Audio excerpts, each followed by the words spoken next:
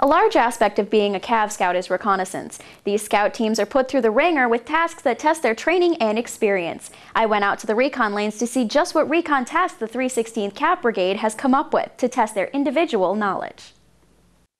The Recon Lanes, one of the most important events at the Gainey Cup, was responsible for the most possible points scored at the inaugural competition. The area reconnaissance lane is comprised of several different tasks. We have first aid, we have a communications task, we have area reconnaissance, we have LZ establishment, and NBC tasks.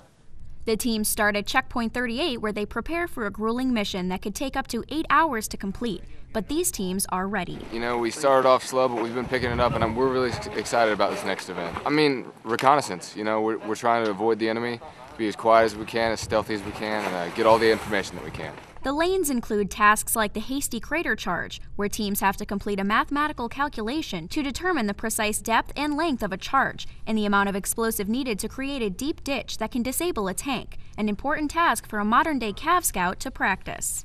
This is a very important competition just to practice on their individual skill sets that we don't get to practice on all the time, such as demolitions. We hardly ever get to practice on that, and it's a very fundamental skill that we need to practice. The practice they gain from the demolitions task will of course help them in the future, and that's something that these Cav Scouts are excited about. Oh yeah, it's definitely something that's a lost art that we haven't been doing due to the fight we're in right now, but it's definitely something we need to know when we go back to fighting conventional forces instead of a asymmetric fight.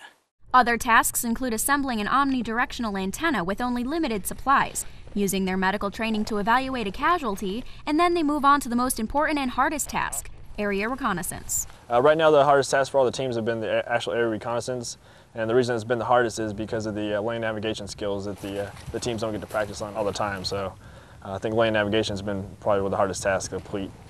The area reconnaissance portion counts for 60 points, as does the night operation, where the teams scout through an area to eventually set up an observation point.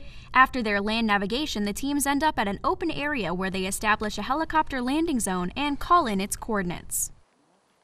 Raven 2-3, Ref Order 7, be advised, HLZ is established, break.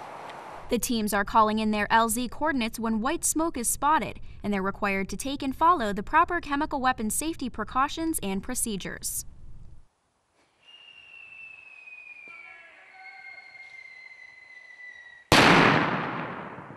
All of the tasks in the reconnaissance lanes were chosen specifically to test the individual skills of the soldiers, as it would apply to real-life reconnaissance missions. Over the past 10 years, combat has really been focused on full spectrum operations, and here we're really focusing on the basic scout individual task level here at the air reconnaissance lane.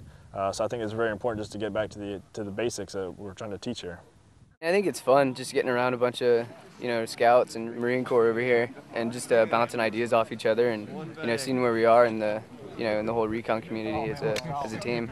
When the teams make it through the reconnaissance lanes, the soldiers rest easy after completing one of the most difficult parts of the first inaugural Gainey Cup.